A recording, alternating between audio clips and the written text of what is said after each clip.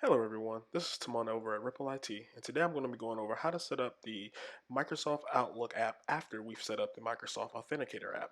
Keep in mind, this guide takes into account that you have already downloaded the Microsoft Outlook app from your respective app store. If you haven't done that already, please do that before proceeding. So we'll start by opening the app here. Once you open it, it should prompt you for your email address. Just go ahead and enter that.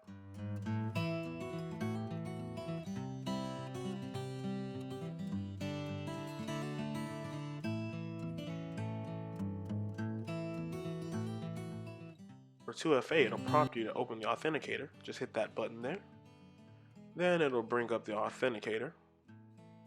Enter your password there.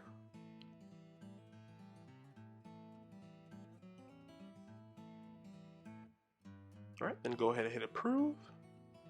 And after you hit approve, it should kick you back over to Outlook. Just go ahead and hit maybe later there because we're done setting up.